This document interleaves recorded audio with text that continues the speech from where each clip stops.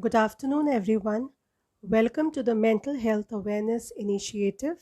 And today we have Mr. Vijay Nallawala from Mumbai. He's a founder of Bipolar India and a mental wellness warrior. Welcome to the show, sir. Thank you, Hina, for having me on your podcast, and a good afternoon to everybody here. Uh, it all began with my personal journey of living with bipolar disorder. My symptoms came in at a very early age in adolescence, but due to lack of awareness back then, diagnosis happened a full 26 years later when I was in full-blown mania, and bipolar disorder was diagnosed when I was 40 of age. So there was a long gap between onset and diagnosis of the condition. It was a long haul from there to reach a stage of stability, but with a fantastic support system around me, a great team of psychiatrists, therapists, and my own self-care routine, I managed to recover to full functionality and stability. My journey of struggling with this condition at a time when the awareness was so low made me realize that there was a need for a community around mental health, which would help people understand what they were going through, increase awareness levels, and also allow them to participate in conversations because the awareness was the opportunity for such a platform was non-existent at that time, because we started way back in 2013 when Bipolar India was founded initially as an online platform. We later on ventured into offline peer support meets, monthly meets, which we used to hold in Mumbai. And later on, this movement has spread in other cities of India as well. And it's been a learning journey and a fulfilling one at that. Yeah. That is really nice that you have shared, and you have actually rightly said because of the fact that there is less awareness about something, so the identification also takes a lot of time. And precisely for that reason, if I may recall that in one of your write-ups, I had read that this was a villain in your life, the Uh, bipolar. oh, yes. See, you would agree that we go through a phase of transition, right? Yeah, at various points of the recovery journey, because it's not linear.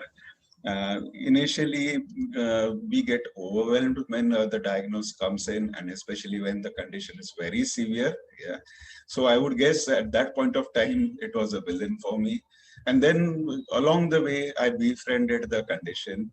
It lost its grip over me, and now it hardly plays a role in my life, so to say. Yeah, it's a transition. Uh, because as we learn to deal with the condition, increase our own resilience and coping mechanisms, the illness it becomes lesser and lesser of a threat. That is a wonderful transition for for everybody who is battling with this bipolar. If you could explain to our listeners what actually is bipolar. Sure. Uh, Bipolar disorder is a severe mood disorder.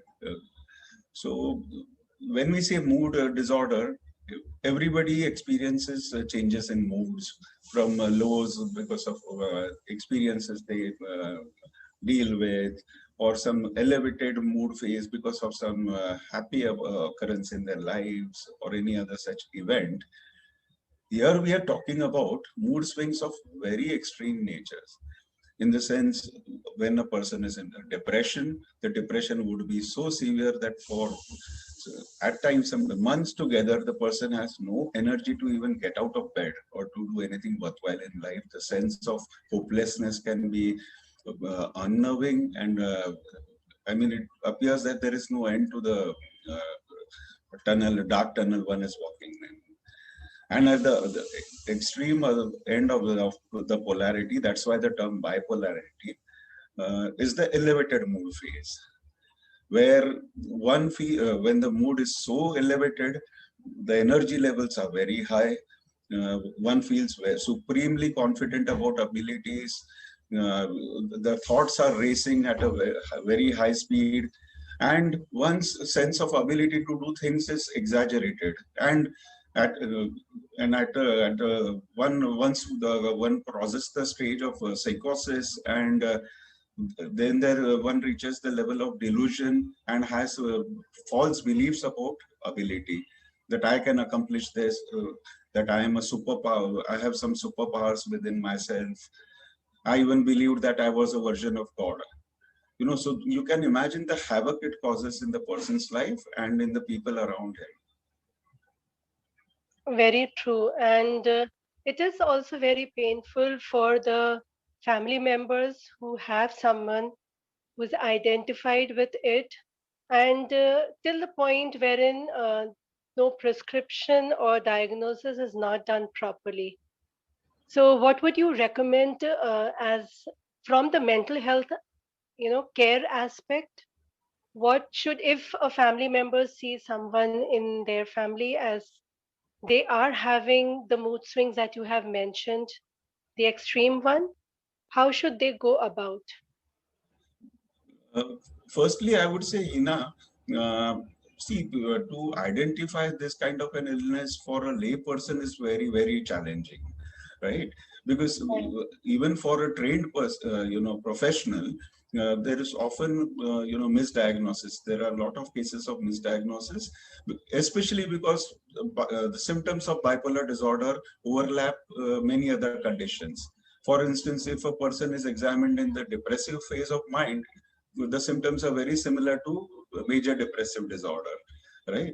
So, I mean, if nothing else, at least, a consultation with a mental health professional should be encouraged to such a person to help them identify the condition, right? I mean, and then the call can be taken whether there is need for any medical treatment for the same, with any other form of support is needed for the person to overcome that challenge. So it might be difficult, even despite the growing level of awareness and all these factors, for a lay person to, put a finger on what exactly the diagnosis is always going to be a challenge.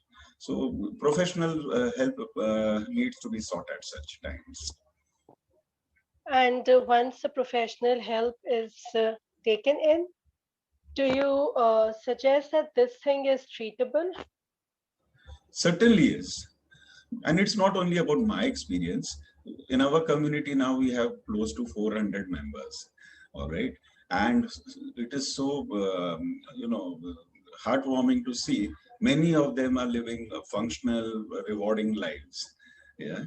So, with a protocol of discipline, uh, seeking a psychiatrist's opinion on your condition, and what is the regimen to be followed to bring the mood swings to the minimal, and thereafter to a high degree of stability. All this is achievable.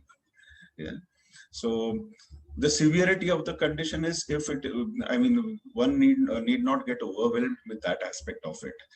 This is manageable and very much treatable. So that is the message I would like to give the listeners. That is very comforting because, sometimes people withdraw from follow up, thinking that no, again, it'll be labeled, or it's like you will be called at someone with some disorder. But listening to you, it is really very encouraging, and would suggest to our listeners, if at all you have been identified with bipolar in the initial stages, or in any stage the doctor says so, it is always manageable, as Sir has said and shared, and it is treatable also. You will be functional and moving on in your life. With this, sir, I want to ask you, how do people connect to you if they want to join the community? There's a simple way, especially with privacy in mind. of course, many people just put in a comment on our website, but then they are exposing their personal details, right? So there is a contact us form on the website itself, yeah, where a person can fill in all the details.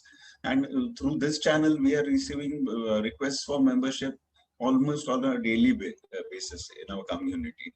And it's a community which is open to everybody, and there is of course no fee for this. This is the volunteer movement, for us and by us.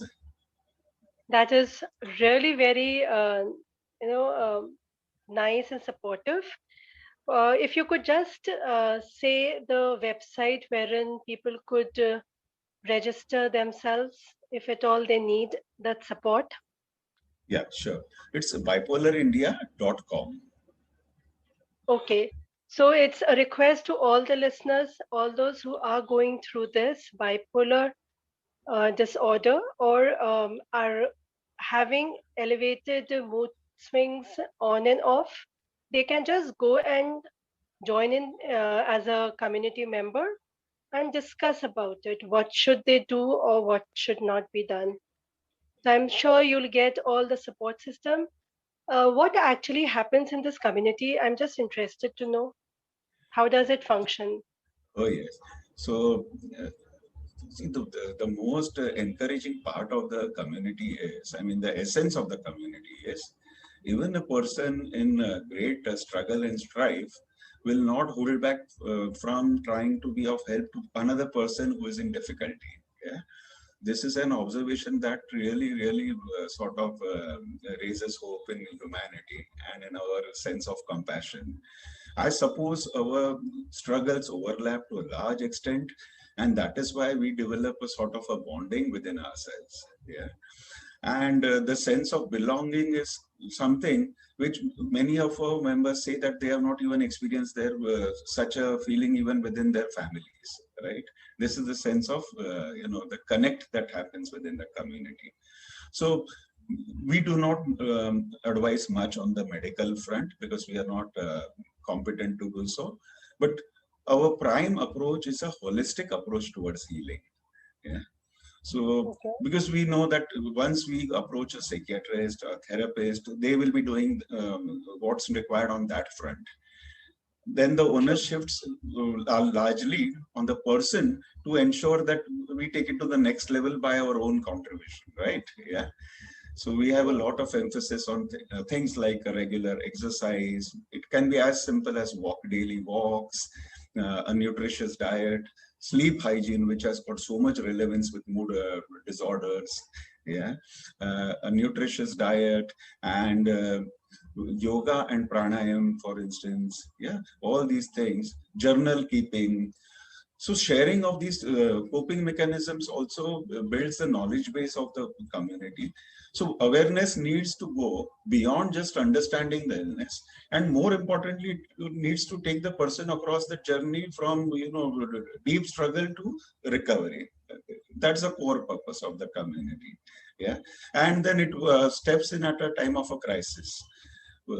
So somebody needs emergency hospitalization, and within our community, not only do we have those persons living with illness, and it's not again limited only to people with bipolar disorder, people with major depressive disorder, and even anxiety disorder are part of our community now.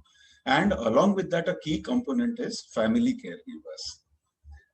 Yeah, because mental health does not exist in isolation, does it? I mean, there is the supportive role of the family, which is also so important in this.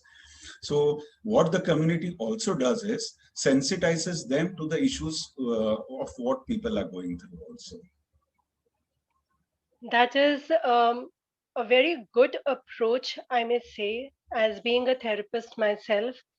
The role of the supportive community based work that you all are doing is excellent, and actually salute all the members to come forward and, to form that group and have the relatability part with each other, wherein they come forward with their own, let's say, coping techniques, sharing it, and everyone is there and desensitizing the family members. That's also, again, a very important thing because people have their own apprehensions regarding anything which is diagnosed related to mental health, uh, because it's still not so openly discussed about, and the awareness is still in its, let's say, mid stage, if not nascent stages. Have you experienced anything in the last year due to the pandemic? Uh, many of our members have expressed, elevated levels of anxiety, for instance. Some have talked about depression. So essentially, even a normal, a regular person without such challenges is finding the pandemic difficult to cope with, because of the social cutoff that we have been experiencing for such an elongated period. It's not easy for any person. For people with such issues, it can become even more challenging to be cut off from that, nurturing environment of friends and colleagues and all those people who have been supportive in that period. It is challenging, and of course, the perceived threat that COVID imposes on our lives. That is also something which can be a trigger mechanism for us. It can lead to the constant fear of being infected, for instance. Yeah, so that can play on our minds and create havoc. So what we have done to sort of mitigate that to a large extent is we have connected up with us, community constantly in the form of peer support meets which have been conducted online. Yeah. And we have conducted sessions specifically dedicated to, on topics which would help them nurtured and supported during this period. For instance, demonstrations of yoga and pranayam, sessions by nutritionists, by psychologists, and so on. So it is being sort of trying to be connected, even at, if not in physical form, but at least virtually through these meets during this entire period. That is very supportive and, of course, encouraging to all the members. Yes, they have still an outlet to vent out whatever they are feeling in this pandemic situation. That is very good. Before we wind up the session, do you have anything to say to our listeners? One thing which is very important is the hesitancy that we begin with when first diagnosed, or when we suspect that there are some, there is a possibility of a mental health diagnosis. Because of the overwhelming stigma that, we are, that sort of creates a barrier in our opening up, that can act as a, barrier in seeking professional help. And this also applies to family caregivers, because the stigma is not only related to the person himself or herself, but even the family members sometimes hesitate in going to a professional. That is one thing. And more importantly, I've already talked about even severe mental health conditions being treatable, and that one can be functional. I think the central message that my life has taught me is that whether it is bipolar disorder or any other mental health diagnosis, one needs to put things into perspective and look at the larger picture. Bipolar disorder now is a very insignificant component of my life. Yeah? One needs to realize that there is something beyond the illness. We can't allow that to become our identity. Life is much more vaster than our illness. We are human beings first and foremost. We are resourceful, and we need to trust our journeys. So, believing in oneself and taking life as it is in our own stride, if I have to say. Right, because and trust the support system that we have around us, whether it is in family caregivers, the mental health professionals, and it is important to seek the right sort of professionals also. That I would emphasize on that also, Hina, because once you engage a professional, that advice can be critical, yeah, in your recovery journey. So seeking a mental health professional with care, whether a psychiatrist or a therapist, is also important. And then entrusting them to sort of lead you on the path to recovery. That is absolutely correct. To trust the support system, to trust the therapist or the psychiatrist one is seeking help from. And then also, I would now add on to that, those two factors is also to connect with you and to be a part of the support community group that you have created. It would be wonderful, that people realize that there is a support system and it is okay to join that support system and discuss what they are going through because that will be non judgmental and that is very, very important. Yes, I would. I mean, what you have said is so important. That safe space, as we call it, where people can open up, and we talk about the stigmatizing environment in society. There are cases where people can't open up within families, and they share their deepest of secrets within the community. So you know that even that opening up is therapeutic, right? And then they have got non-judgmental listeners to their stories. Right? So the environment is really conducive to engaging with one another in conversations. That is a really very important discussion that we have in this episode with you, Mr. Vijay Nallawala.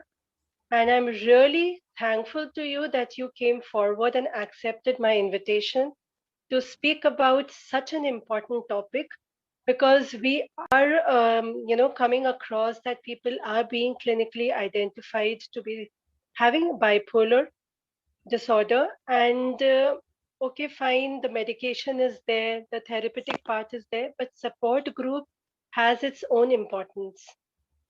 So nice to know that you have come up with this support group and it will help many without, telling their family members also. So it's I a would nice, just Sorry, I would just like to add one more thing, Hina. I would be amiss if I did not mention our panelists on Bipolar India. We have a psychiatrist on board, Dr. Milan Balakrishnan. We have got two psychologists in Havobi Bhagwagar and Zinat Jahan. They have been lending selfless support as and when required. Right. So, and plus the support that we receive from the yoga trainers and nutritionists who are coming in without any financial expectation from us. Yeah, so we need to mention these kind of supports that the community is receiving over the years. so on the behalf of all the listeners, you can thank them in person for their selfless work. Hope to connect with them also in future for their views about mental health awareness. And with Sure. that note, I would like to end the session. Thank you, Mr. Vijay Nallawala, for being on our show. Thank you very much, Hina, for allowing us to share our story and for taking the connect of Bipolar India so that they can join in with the community. Thank you very much, and thank you to the listeners for listening in to us.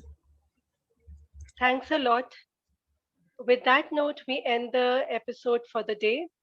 Hope to see you tomorrow with another episode and another speaker. Same time. Take care and be safe.